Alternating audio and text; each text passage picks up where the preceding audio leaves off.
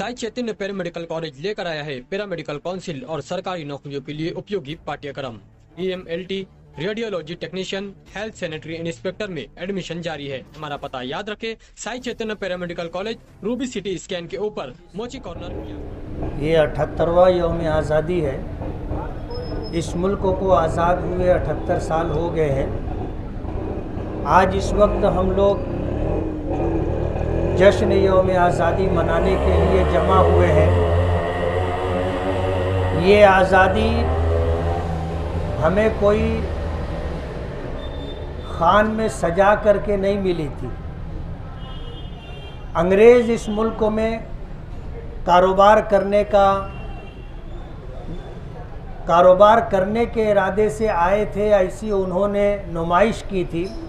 लेकिन यहाँ आने के बाद माल तिजारत के साथ साथ वो हथियार भी लाते रहे और अपने गोडाउन के नाम से उन्होंने किले तामीर किए, हथियारों का एक बड़ा ज़ख़ीरा जमा किया और आहिस्ता आहिस्ता नवाबों तक और बादशाहों के दरबारों तक रसाई हासिल की और कारोबार की इजाज़त लेकर के उन्होंने पूरे मुल्क में अपने पैर पसारने शुरू किए और आहिस्ता आहिस्ता उन्होंने अपनी फ़ौज भी तैयार की और फ़ौज तैयार करने के बाद एक के बाद एक नवाबों को और इसी तरह जागीरदारों और ज़मींदारों को शिकस्त देते हुए इस मुल्क पर कब्ज़ा करना शुरू किया। एक वक्त आया कि कुछ इलाकों को छोड़ करके पूरे मुल्क पर उनकी हुकूमत थी और सुल्तान फ़तेह अली टीपू जो आखिरी एक ऐसे बादशाह थे जिन्होंने अंग्रेज़ों से हर तरह का मुकाबला किया, उन्हें हर तरह का लालच दिया गया, डराया गया, धमकाया गया, लेकिन वो किसी तरह भी अंग्रेज़ों के आगे झुकने के लिए तैयार नहीं हुए। जंग होती रही और अपनों की गद्दारी की वजह से जहाँ बंगाल में नवाब सिराजुद्दौला को शिकस्त हुई थी, वहीं सुल्तान फ़तेह अली टीपू को भी गद्दारों की वजह से शिकस्त का सामना करना पड़ा। अल्लामा इकबाल ने आज़ादी की तारीख़ कहते हुए ये कहा था कि सादिक अज़ बंगाल, जाफ़र अज़ बंगाल, सादिक अज़ दक्कन, नंगे मिल्लत, नंगे दी, नंगे वतन। नंग कहते हैं ज़िल्लत को। जाफ़र ने नवाब सिराजुद्दौला के साथ गद्दारी की थी और अंग्रेज़ों की मुखबिरी करते हुए किस तरह नवाब को और नवाब की फ़ौज को शिकस्त दी जा सकती है वो सारे राज बताए थे। और सुल्तान फ़तेह अली टीपू शेर मैसूर को उनके वज़ीर जाफ़र ने गद्दारी करते हुए अंग्रेज़ों से मिल करके वो सारे रास्ते बताए जिसके ज़रिए किले में फ़ौज दाखिल हो सकती थी।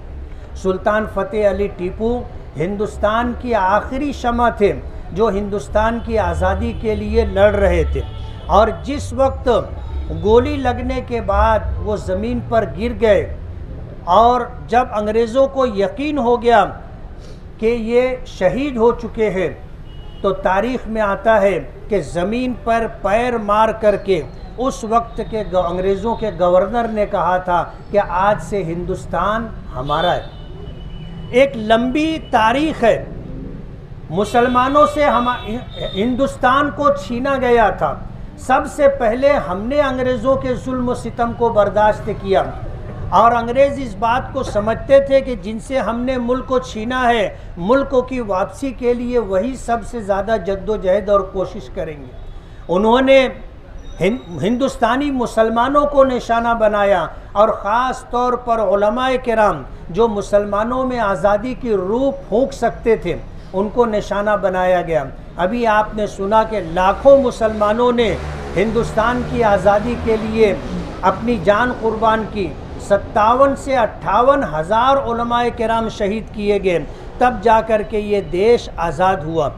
इस देश की तारीख़ को बदलने की कोशिश की जा रही है और देश की आज़ादी में मुसलमानों का जो हिस्सा रहा है उसे मिटाया जा रहा है। इस ऐसे हालात के अंदर जब हमारे अकाबिरीन जमीयत उलमा के ज़िम्मेदारान ने महसूस किया कि मुल्क की तारीख़ बदली जा रही है और आने वाली नस्लों को آنے والے دنوں میں ملکوں کی تاریخ سے واقف کرایا جانا ضروری ہے، اور آغاز وہاں سے ہوا تھا جب واجپئی نے لال قلعے کی فصیل سے 15 اگست کے موقع پر جو تقریر کی تھی، اس میں مجاہدین آزادی میں کسی مسلمان کا نام تک نہیں لیا تھا۔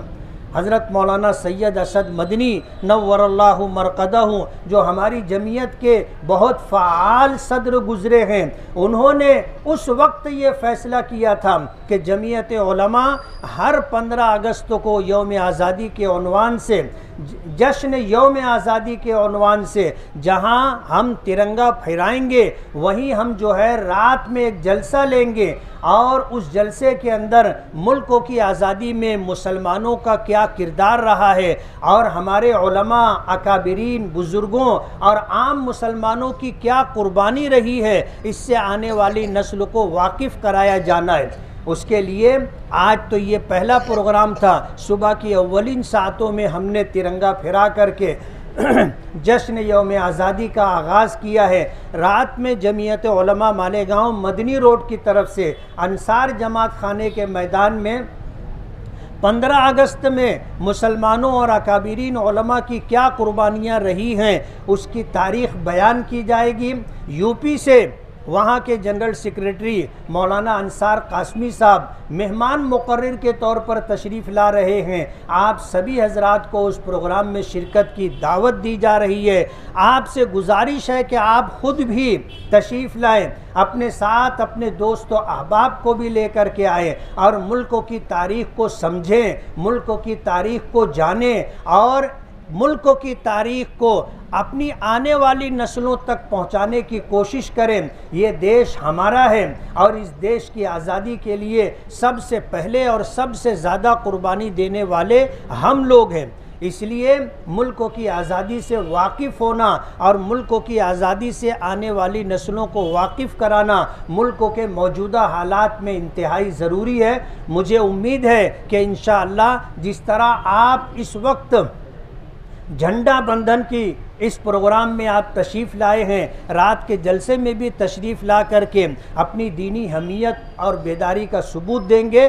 میں جمعیت علماء، ان کے ذمہ داروں کی طرف سے اور شہر کے ایک ذمہ دار ہونے کی حیثیت سے آپ سبھی کو جو ہے 78ویں یوم آزادی کی مبارکباد دیتا ہوں، اور اللہ سے دعا کرتا ہوں کہ اللہ تعالیٰ اس ملک کو نفرت سے نکال کر کے محبت کے ماحول میں داخل کر دے، اور جو لوگ اس ملک کی تاریخ کو اور اس ملک کی تہذیب اور کلچر کو بدلنا چاہتے ہیں، اس سے اس ملک کو آزادی عطا فرمائے۔